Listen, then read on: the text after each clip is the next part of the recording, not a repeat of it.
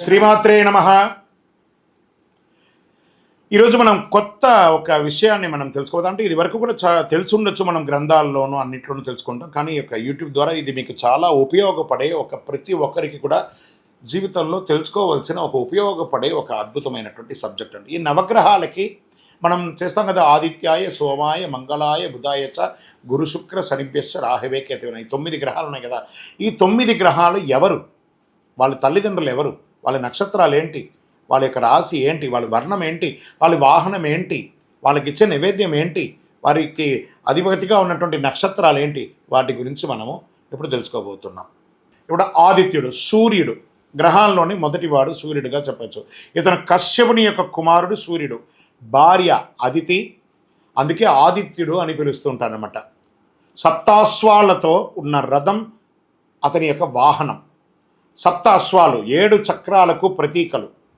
మూలాధారం, స్వాధిష్టానం, మణిపూరకం, అనాహతం, విశుద్ధి, అగ్నచక్రం, సహస్రారం, వీటన్నిటికీ అధిపతిగా ఆయన కూర్చుంటారు.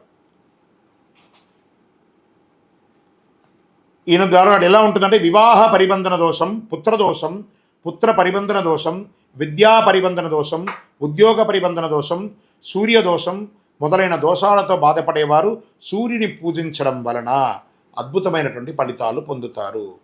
సింహరాశికి అధిష్టాన దేవతలు సూర్యుడు. నవగ్రహాల్లో మధ్యస్థానం ఆదిత్యుడిది. అధిదేవత అగ్ని, ప్రత్యధి దేవత దేవేంద్రుడు. ఆదిత్యుడు ఎరుపు వర్ణంలో ఉంటాడు.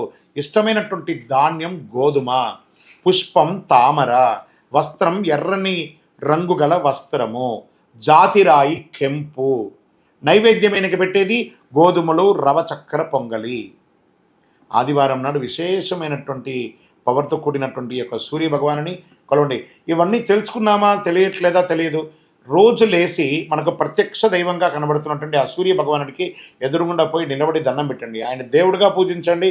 ఇంకా మీకు సైన్స్ పరంగా చెప్తున్నాం, మీకు డి విటమిన్ లేదా శరీరంలో ఏ లోపం ఉన్నా ఆ సూర్య రశ్మి తగలడం వల్ల, అది కూడా ఎప్పుడు బాలార్క ఉదయించే సూర్యుడు మన శరీరంలో తగిలితే మన శరీరంలో ఉన్నటువంటి వ్యర్థాలన్నీ తొలగి చెమట రూపంలో బయటకు వచ్చి ఆరోగ్యవంతులుగా ఉంటారట. విజయోస్తు.